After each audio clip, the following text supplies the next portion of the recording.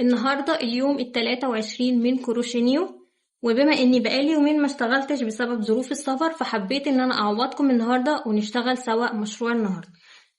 معايا الثلاث الوان بتوع البطيخ، الاحمر والاخضر والابيض، واخترت لون التطريز الاسود علشان نعمل البذر بتاع البطيخ. هنبتدي باللون الاحمر.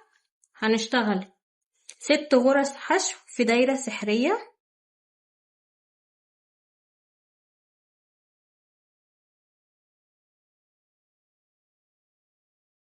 الدوران التاني هيكون 6 تزايد، يعني هنشتغل غرزتين في نفس الغرزة.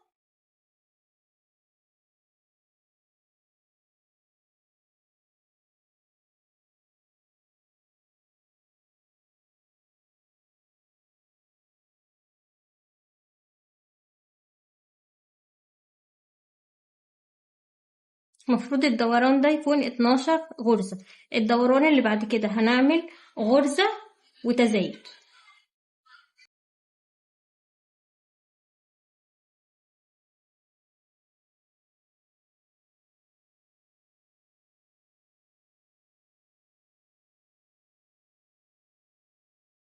ادي دي اخر تزايد، هنعمل اول واحدة فيه، والتانية هنعملها منزلقة علشان هنغير اللون للون الابيض. ودي تركاية لو حابين نغير اللون من غير ما يبان في الاميجرومي. هسيب لكم لينك الفيديو على اليوتيوب للطريقة دي اللي انا بتكلم عليها، تكون فيها توضيح اكتر. هنشتغل كده منزلقة باللون الابيض، واول غرزة في الدوران الجديد هتكون برضو منزلقة. الدوران الجديد ده هنشتغل غرزتين فرداني، واحدة وواحدة، وبعدين تزايد. فادي اول واحدة، والتانية هنعملها عادية في الغرزة اللي بعدها، غرزة حشو عادية، وبعدين هنعمل تزايد في الغرزة اللي بعد كده، وهنكرر لآخر السطر غرزتين وتزايد. انا هبقى كاتبالكم الباترون على الشاشة. هنقص بقى الخيط الاحمر،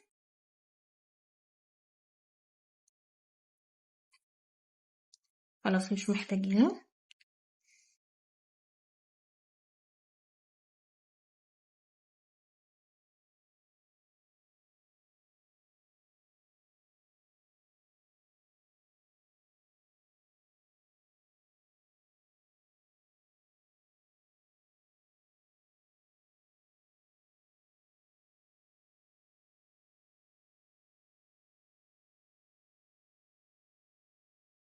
هنا برضو هنعمل نفس الفكرة في التزايد التاني، هنخش في نفس المكان هنبدل الخيط اللون باللون الأخضر علشان نعمل القشرة الخارجية للبطيخ. فبرضو هنعملها منزلقة، والدوران ده هيكون 3 غرز وتزايد. احنا ممكن خلاص نشيل الخيط الأحمر ده.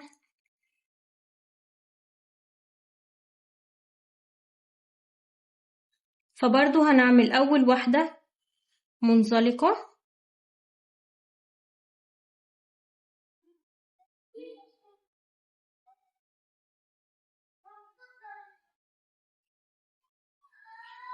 والاتنين اللي بعد كده غرزة حشو عادية.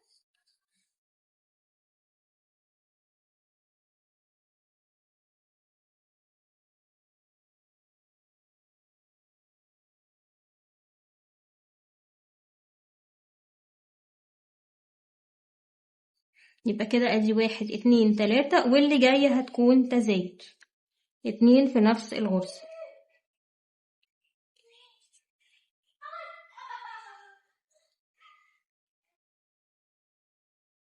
هنقص بقى الخيط الأبيض.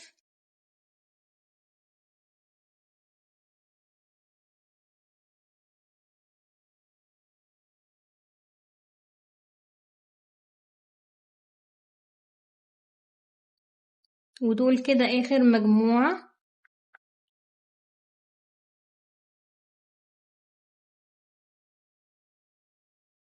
كده خلصنا البطيخة. كانت عايزة احمر زيادة بس مش مشكلة. تعالوا اعلمكم بقى طريقة قفل نظيفة اتعلمتها قريب. انا كده الابرة هي لسه في قلب الغرزة، هقص وبعدين هجيب ابرة التشطيب بتاعتي الاول، هطلع كده اهي، وبعدين هجيب ابرة التشطيب ألضم كده، وبعدين خدوا بالكم بقى من الحتة دي، هسيب الغرزة اللي بعدها والغرزة اللي بعدها، هدخل كده بالإبرة وأطلع، وبعدين الغرزة الأخيرة هاخد الباك لوب بس، وهقوم هي والفتلة اللي تحتها واضحة كده معايا، وهقوم عاملة كده، قفلت بشكل نظيف الشغل بتاعي. الطريقة دي اتعلمتها مؤخرا فقلت لازم اعلمها لكم اهي. الفتلة دي هنحتاجها لان هنخيط بيها في بقية المشروع بتاعنا. ممكن بقى نبتدي نضيف تفاصيل هنا، بذر اسود بخيط التطريز كده. خلصنا البطيخة. باللون الاخضر بقى هنشتغل 50 سلسلة في الهواء، وهنقفلهم دايرة، وهنشتغل عليهم 50 غرزة حشو، يعني على كل سلسلة غرزة حشو.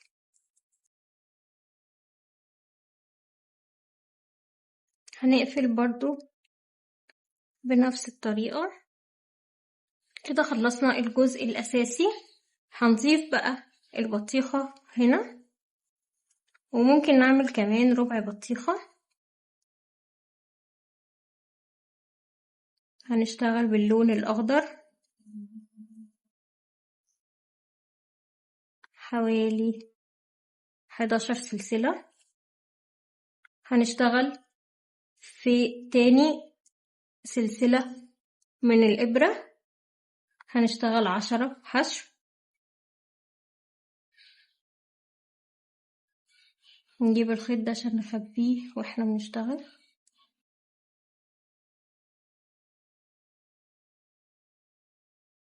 وهنقفل باللون الأبيض.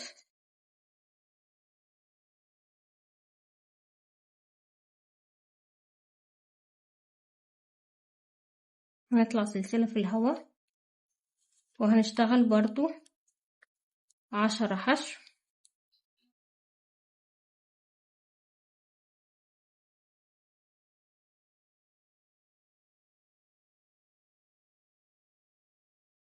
وهنا برضو هنقفل بالأحمر،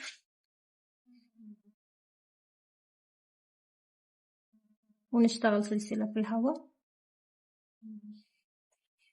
ونشتغل برضو 10.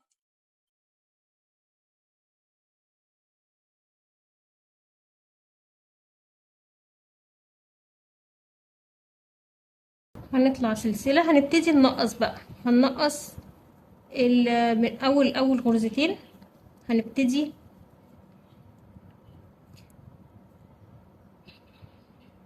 وبعدين هنطلع بسلسلة، وهنبتدي ننقص أول غرزتين مع بعض، هنشتغلهم سوا، وبعدين نشتغل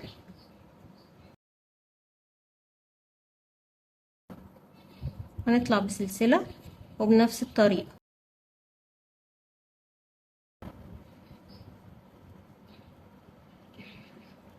نطلع بسلسلة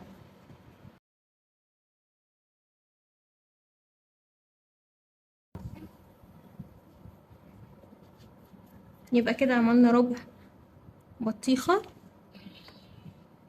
طبعا الخيط ده هنبتدي نخبيه جوه،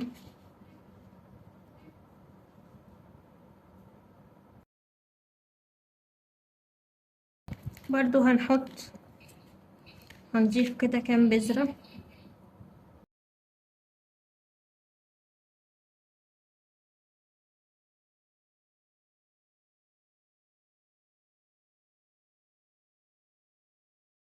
كده خلصنا كمان ربع بطيخة والبطيخة. نبتدي نجمع بقى سوا الأجزاء ونشوف دي هنستخدمها في ايه. من ناحية القفل هنا كده هنبتدي نخيط.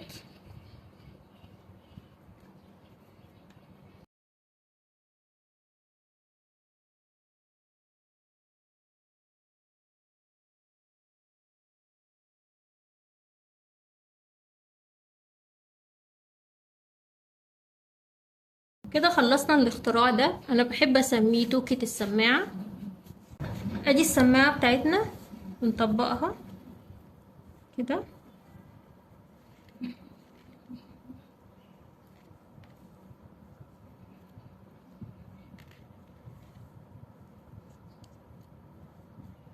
ونبتدي نركب كده.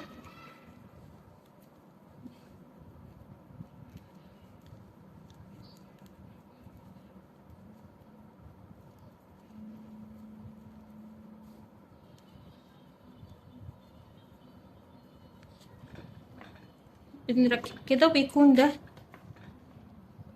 بيكون ده شكلها النهائي. اكتبولي